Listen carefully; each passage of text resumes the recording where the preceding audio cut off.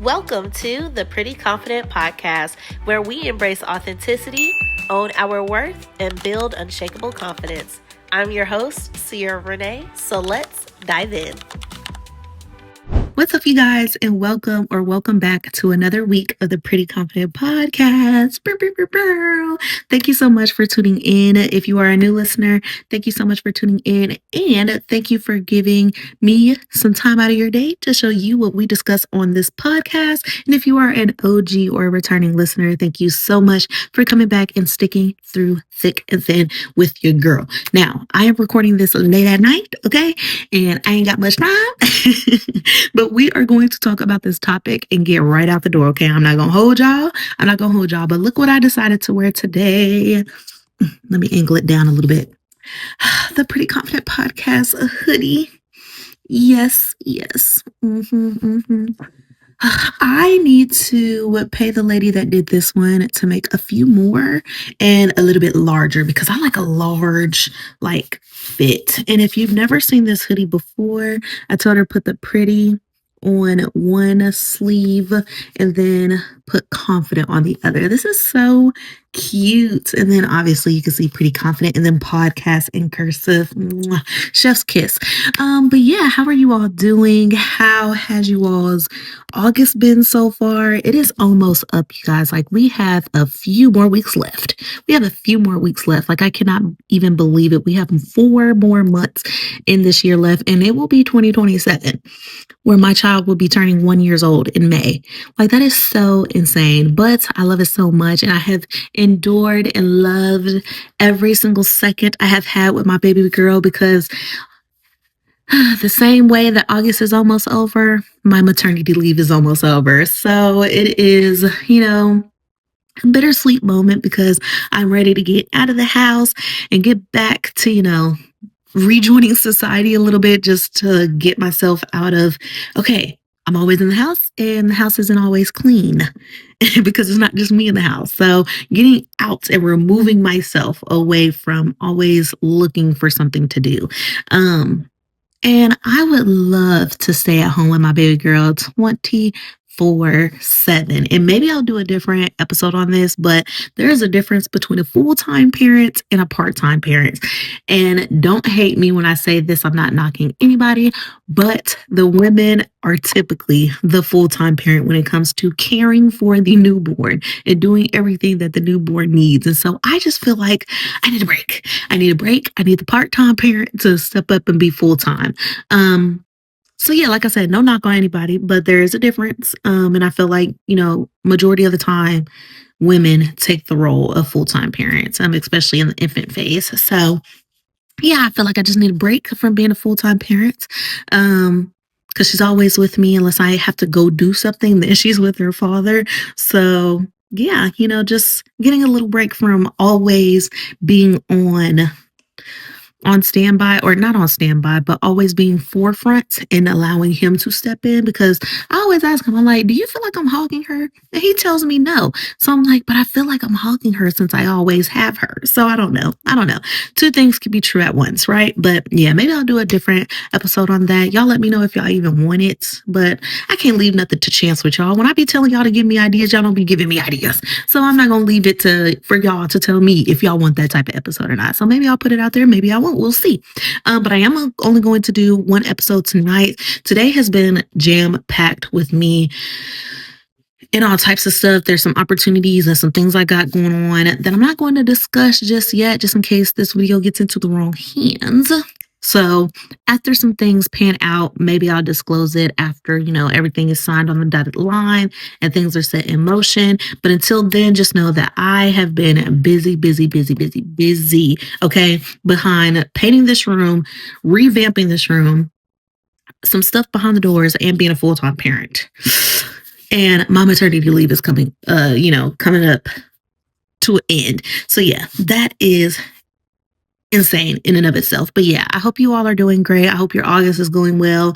And yeah, what is one thing? I know I haven't said this lately, but what is one thing that you can do to change the outcome of your day, of your week, of your month, and of your year? Something that is within your control, because we cannot stress about the things that are not in our control. We can only have the confidence and courage to want to change the things that are within our control and that we can change by ourselves, or knowing when to ask for help to change the things that are also within our control. So yeah.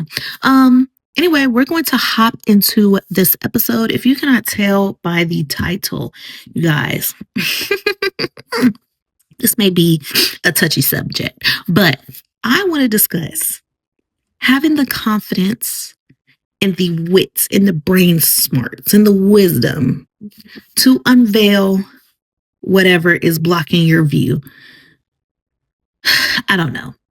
I don't know where I want to start. I don't know where I want to take it. I know where I want to take it. I don't know how to start, but you know how women always have that wedding veil over their face typically, or, going down the back of their hair. For those that have the wedding veil in front of their face, which means it is covering your line of sight where you can see some, but it's cloudy, okay? It's very distorted on what you can see. Do you want to unveil yourself, or would you rather stay veiled? Is that, I hate, okay, I gotta stop using, this lip gloss. I hate the way it whitens up and cakes up in the corners of my mouth. It looks like I'm foaming at the mouth, and y'all did not tell me. So I hate that. And I'll be forgetting until it happens after I put it on the next time. But anyway, that's going to get thrown in the trash after this episode. Anyway, but would you rather stay veiled, or would you rather unveil yourself so that you can see reality in its full totality? And what I mean by that is, when it comes to dating, you see the red flags, or other people point out red flags and you choose to ignore them. Okay. I think it is best when you have true friends that know you and know exactly what you believe you want, right? Because we can have a belief of what we want versus our actions showing us what we actually want, because this is what we're doing. Not based on what we say we want, but our actions are showing what we truly want inside, regardless of if we're saying it or not. So I was watching my dear old show, and I'm not going to tell y'all, but I was watching my dear old show, okay? And this girl said that she was off and on with this guy. They're having fun, they're traveling a lot. She loves when they're traveling. They're the best of buds, they're the best friends. He got her name tattooed on her. And he's a trust fund baby. Like, he doesn't have a job, but where it comes in to the red flags is when she says that she has, business meetings or has a house that she's showing. He gets very upset. He gets very possessive, trying to take her away from her friends, kind of cut her ties with them, all of the things. And then out of the blue proposed in her house, and he was drunk. To me, too many red flags from the possession and trying to, stop what I got going on. Because at any point, a man tries to stop you from what you got going on, or he tries to pull you away and, sever the ties between you or your friends. He is trying to cut you off from all things that he knows that you could escape from him too. And what I mean by that is, men that are narcissistic and love to hold power over women, if you are too strong-willed or too, smart in the brain, got your own money, don't need a man for anything, men take offense to that. And if they like you and they kicking it with you, if they want to take things further with you, they are going to try to diminish the relationships and the things that you hold dear and the things that make you, so that you can depend on him. You need him for money. You need him for everything. Oh, you don't call your best friends when, the first signal of distress or despair, you call him.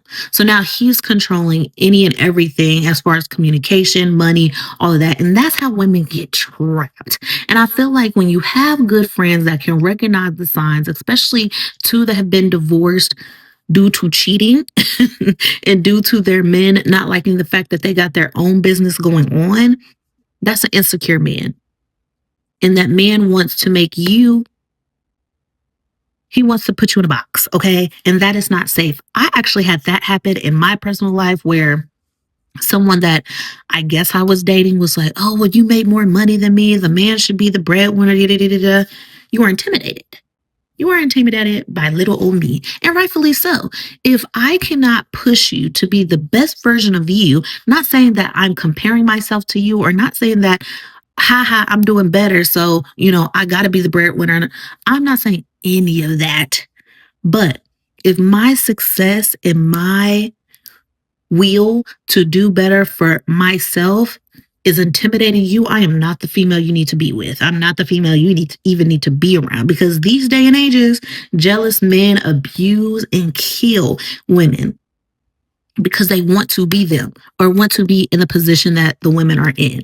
And there is too many stories that I'm hearing nowadays where the men are killing their wives, girlfriends, because they wanted to leave. Or, the man just killed the wife and children due to him wanting a new life and not wanting to be with her anymore and not wanting the burden of having to keep the kids.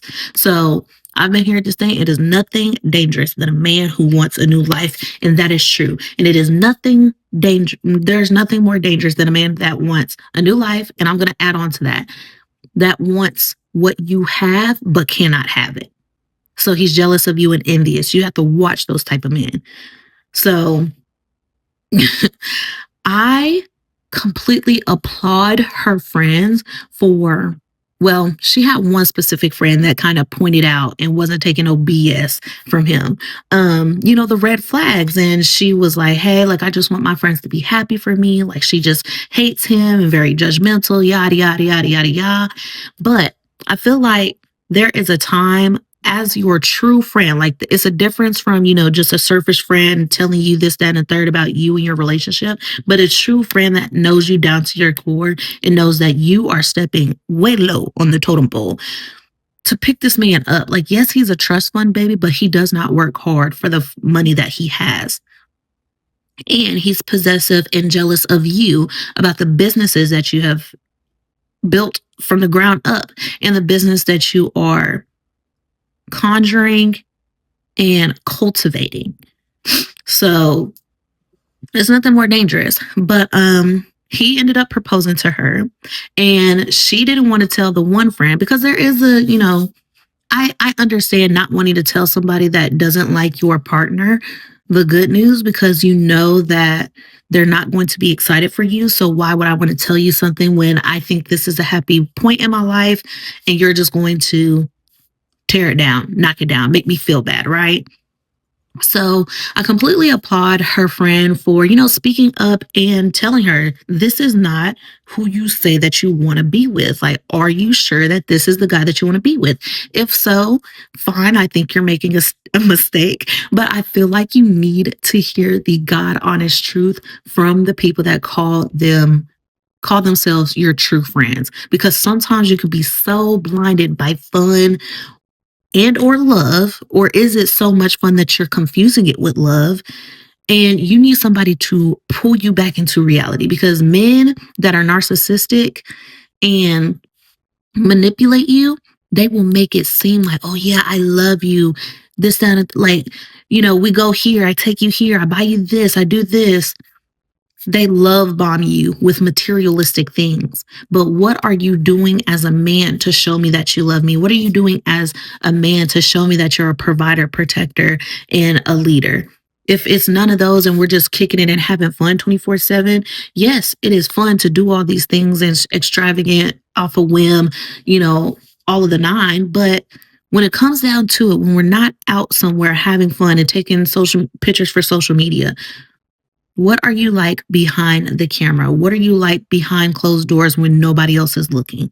Right. And so I think that's the biggest thing. But if you're too caught up in the love bombing that he or she, because women can do it too, if you're so caught up in the love bombing that he or she did in the very beginning, you are not going to have the confidence or courage or mindset to bring yourself out of the fairy tale because that's genuinely what it is. You're in the honeymoon phase of the relationship. Now, when time gets under the belt, we not on and off, we sticking through thick and thin, through whatever, and we can see each other's true colors in every season of the year, every season of life. Okay, is this my person or not? Was this a true love bombing and I'm not interested in this person because now I'm facing reality, and that love bombing was truly that, just showing me everything and giving me everything to show me that they're interested in me, and I got so attached to that that I equated that to my worth as a woman and a partner.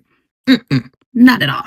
So her friend, was showing her the red flags, telling her, I do not believe that this is the guy for you, but if you like it, so be it. I will let you guys run your course. And I feel like she was, obviously it's a show. We're not seeing all of the conversations. Like, obviously it's getting cut and edited, but I truly think like that's a real friend. Tell me when you see me about to lose my mind completely, because being in a marriage is that much serious, because once you get married, if they don't do a prenup, he could try to take her for everything that she's worth, given both businesses, given one or the other, or any of the properties that end up being listed in either just her name or their name together. Or if she gets pregnant by this man, you are now stuck with a child with somebody that you should not have had any dealings with in the first place. And had she not gotten back into reality, she would have been stuck. And then you climb into this hole that you dug for yourself unknowingly, and you let this man lead you astray. So, like I said, I applaud her friend for being real with her, because the other friend of hers, was being very supportive, which I feel like you need both. Okay. Both devils on your shoulder. Well, a devil and then an angel. One that's, showing you this is a red flag, this is a red flag, this is a red flag. Bing, bing, bing. You need to evacuate. And then the angel. Okay, I love this for you. Are you having fun? Are you happy? All of the things. But I love that they had in between as well, because that supportive friend, when she told her about the engagement and they went ring shopping and all of that, because he didn't even propose with a ring. Mind you, he was drunk. He didn't propose with a ring. There was no cute setup. It was just on his knee in her living room asking her to marry him. Drunk. No ring. Nothing set up. Just, will you marry me?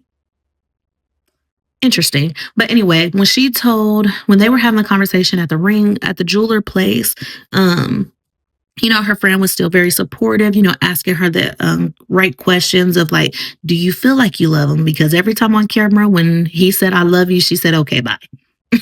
So no, you don't love him, because you still have this indecisiveness somewhere in your brain that is screaming at you, this is not right. This is not what we should be doing. And so her friend, while supportive, was also asking the right questions, which I love. And then when she broke the news to the friend that was like, red flag, red flag, red flag, and said that, she's not engaged. He did ask her, but the answer ultimately was no, and that they're done from this point on, because they were on and off for a few years.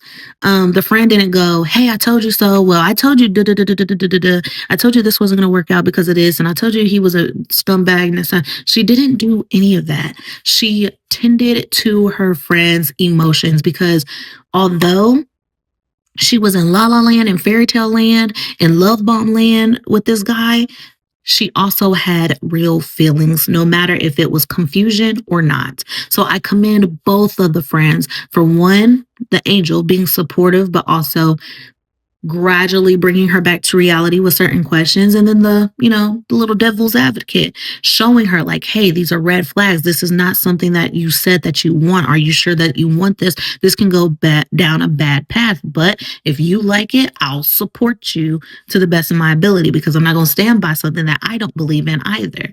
But when time came for her to console her friend, she did that. She didn't point the finger and said, I told you so. So my question to you all, does any of this sound like a predicament that y'all are in?